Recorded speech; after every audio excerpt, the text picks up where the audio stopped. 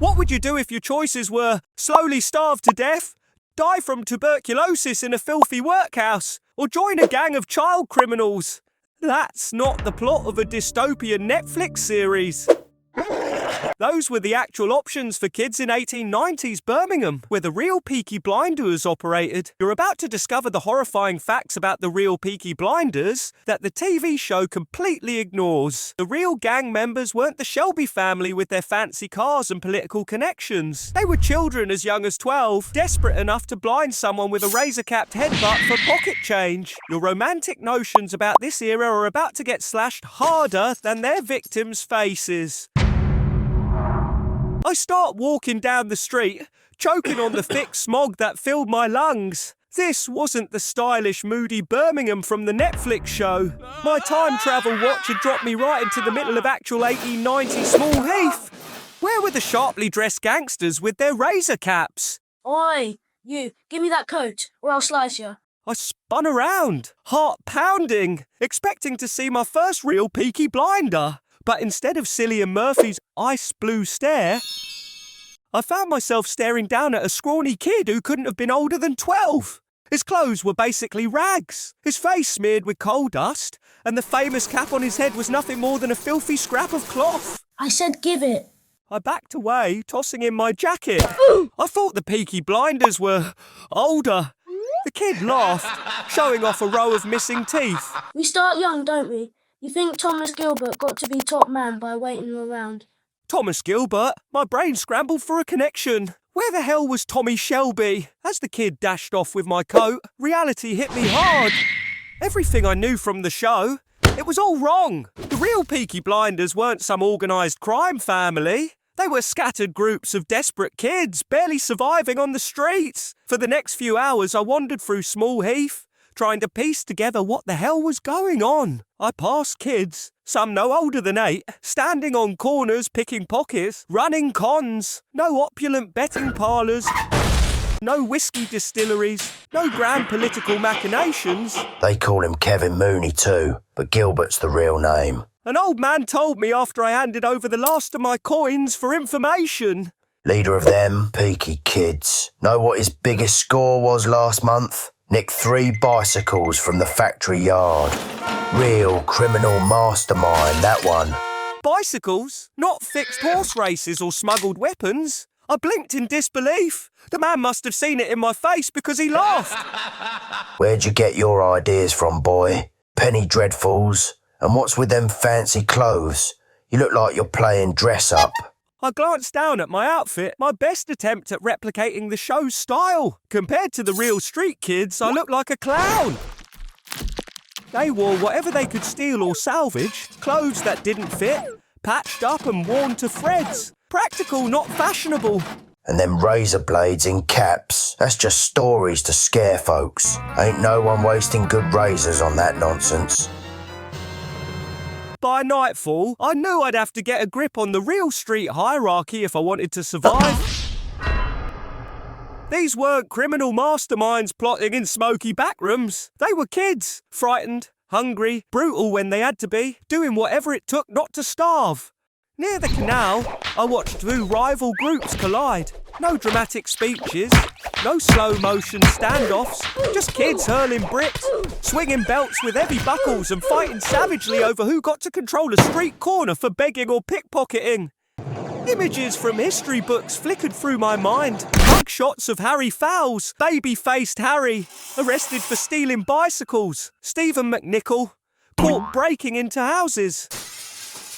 These weren't mobsters, they were just kids trying to survive. That night, I huddled in an alleyway trying to process everything. If I was going to make it through this, I had to let go of the romanticised crap I thought I knew. This wasn't a crime drama with anti-heroes and cool hats. It was survival, pure and ugly. Tomorrow, I'd have to face the reality of life in 1890s Birmingham.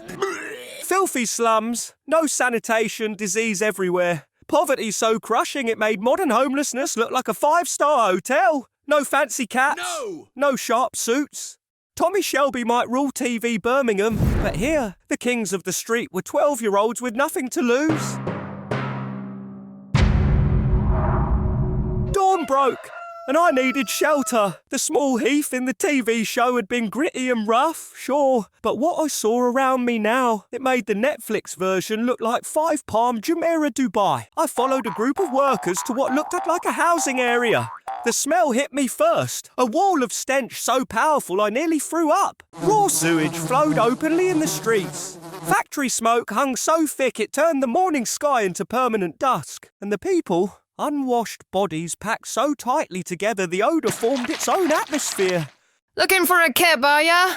Got space in the back room. 6 pence a night. 15 others in there, but there's floor by the window if you don't mind the draft. 15 people in one room? I handed over the coins I'd managed to swipe from a drunk the night before. The room was barely bigger than a modern bathroom. Whole families curled together on bare floors. No beds, no privacy. The window wasn't glass but a torn rag covering a hole. A bucket in the corner served as the toilet for everyone. No running water, no sanitation. Just humans stacked like cordwood. I watched as a mother woke her children. The youngest couldn't have been more than 6. And prepared them for work. Not for school, for work, a 12-hour factory shift. Outside, a child's funeral procession passed by, a tiny coffin carried by the father, the mother sobbing behind.